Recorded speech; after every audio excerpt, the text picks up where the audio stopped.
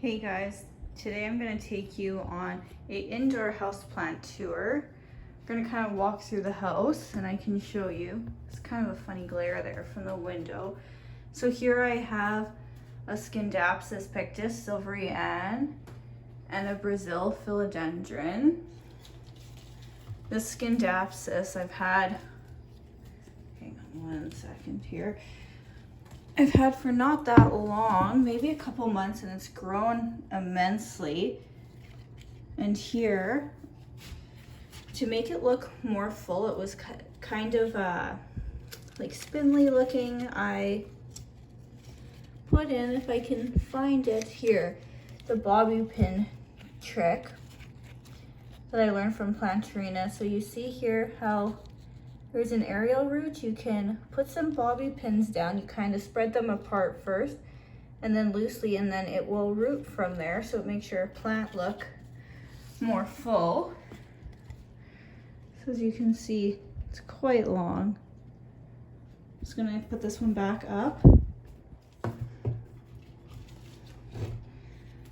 So as you can see. And then this philodendron Brazil I just opened up a new leaf, which it doesn't have any of the dark green, it's just the lime green. So and there's another new leaf that's gonna open up soon. So that's one of my newest house plants there. And then here, got some more up there. I'll go from the other side so you guys can see a little better. And here, this is quite a bit of my houseplants here in the living room. So here I have a very young Rhaphidophora tetrasperma, or a mini monstera, and it was having a new leaf, but the tip of the leaf has gone brown, and I'm not too sure why. The only thing I can think of is the soil might be too wet. I might need to move it closer to the window, so I'm just going to keep an eye on that. I have this Peperoma pepper spot. It's doing super well. The leaves still need another cleaning, you can see there, but it's putting out lots of new growth. I just rotated it as it reaches for the sunlight. And then here I have Peperomia pepperface. So and all those pots kind of match. And then here I have a neon pothos that I've actually already propagated from. So I propagated from theirs where I cut, and you can see it's put out a bunch of new growth, and I did the same on the other side. Here I have this Sansevieria or snake plant. And right there you can see it's putting out a new baby, so that's exciting. There I have a Monstera Addisonii. These two bottom leaves here are turning a little bit, but it's putting out tons of new growth. I'm gonna need to plant this in a bigger pot and a bigger stake or trellis for it to climb up. This is called a zebra plant here, and it is supposed to, or if you can get it, I should say, to bloom, it's supposed to have a really cool yellow flower. So I just got that not too long ago, so we'll see if I can get that to bloom this year or maybe next summer. It might be too late in the season. I just have some little propagations from different succulents that leaves have fallen off of.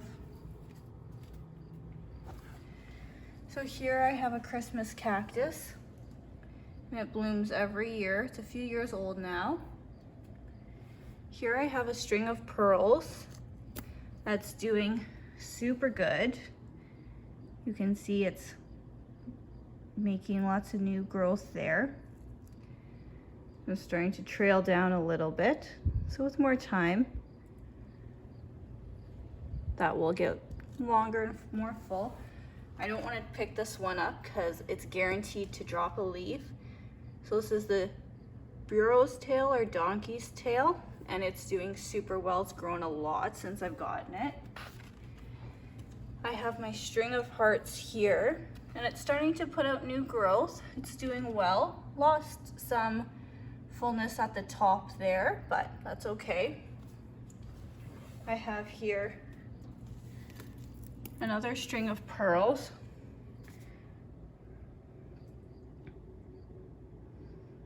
It's doing good here. And for my string of pearls, my string of hearts, pretty much all the string plants. I bottom water. So what you do is you fill up a bowl and you put some water in it, and then you sit the string of pearls in there and let it soak up water from the bottom. So this one is very dry. It's going to need to be watered soon, but you do want it to completely dry out before watering. And then I have another Christmas cactus there. This one blooms a peachy and the other one is a more pink color. So this is a Stromanthe Triostar, and you can see it does have some pink variation on them. That one has lots. And so it will be opening up a new leaf right here soon. And from what I've read, it's more of a finicky house plant. Doesn't like lots of tap water, but so far so good. This one here is probably my favorite, this Monstera deliciosa. I repotted it and it's really spread out and it's getting bigger. You can see that there's gonna be a new leaf, and you can already see it has the fenestrations, and the fenestrations are the holes in the leaves here. Like, just for reference, how big the leaves are. So it's doing super well. I do rotate it every now and then. This is a spider plant from my spider plant propagation video. I need to find a permanent home for it. It's kind of just moving around. I want to hang it up, but I'm just not sure where. Here's a bird of paradise. And it takes about, I think, 5 years for it to bloom. And then I have here my string of dolphins. So as you can see here, kind of looks like a dolphin. So that one I bottom water as well. Here I have a string of hearts propagation. It's even putting out some new growth at the top there. And I'm not sure which succulent this is, but it lost some leaves, but it's starting new growth right in there. So I'm gonna give it a rotate.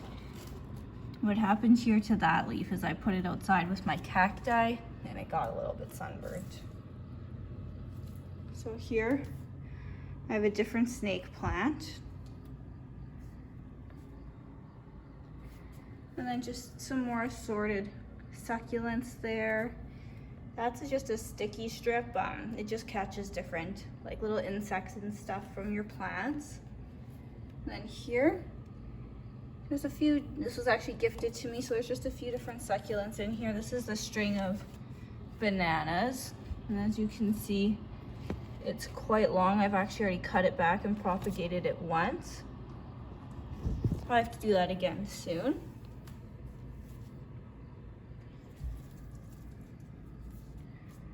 So here I have my pilea, Chinese money plant, lots of different names for this guy. And then this one, when my aunt actually gave this one to me, there was a baby, so I propagated it and it's growing quite a bit and it's doing really well. Here is another spider plant. This one's not doing as good, but it's still putting out new growth, so we'll see what happens with that guy. It has been losing lots of leaves right there. This is one of my newest. This philodendron Solona, something like that. It's doing super well. Has really cool, unique leaves. And then we'll go into the plant room.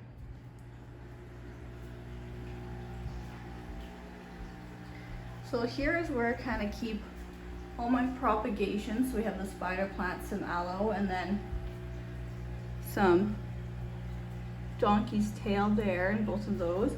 And this is just a grow light that I have on there just to help them out. Here I have a snake plant, or sorry, snake plant propagation, as it actually kind of fell over and looked like it almost burned. So I just cut it back and stuck it in water, and it should make some roots. This is the string of bananas propagation I was talking about that I took cuttings from, and it's doing well. And then here is my wandering Jew propagations from one of the videos I made. And I will be planting them in here to have more full of a plant. This is my Dieffenbachia or dumb cane. So I rescued this from our friend's house as they didn't want it anymore, and they were just leaving it outside, and the leaves were getting burned, so it was just looking really rough. So what I did here is I cut it there, and now since it's putting out a new leaf there, and then that was part of the cutting, and then over there that was part of the cutting. This one has rooted. I haven't checked on that one in a little bit. It hadn't the last time I checked on it. Now the dumb cane are very toxic to humans and to pets. It will suppress the vocal cords if eaten or ingested. And then kind of as like a side note, I have my fish in here with my plants. So it's like the plant fish room. These are some zebra barbs. Here I have angelfish. I have two of like the koi kind of colored, and then two of they call the marble, so the black and white, and then there's two of those bottom feeders in there. And then that's Rosie over here. She's an African cichlid. Let's see, there we go. She kind of hides out there in her own monstera for the most part. Only time she really gets active that we see is at nighttime. And then here in the bathroom, I'm just going to turn on the light. I have two pothos. So I have this marble queen, and I have this golden pothos here. There you can see the golden, the variegation. But this one here has no variegation, so it's just reverted to a jade pothos. So what I might do is take some cuttings from that and just have a jade pothos.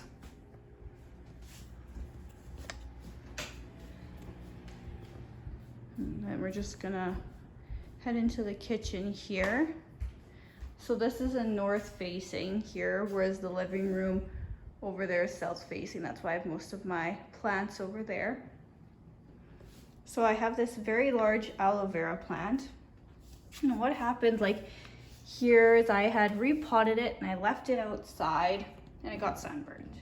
So I've had to cut back some of the leaves as it was pretty severely sunburned, but it's still putting out new growth. So even if I have to get rid of some more of those leaves there at the bottom, that's not a big deal. It happens. But I would say once a year it produces lots of pups or the babies. So here's one that I propagated and kept for myself. It's one of the larger ones, so maybe eventually this one will start putting out babies too.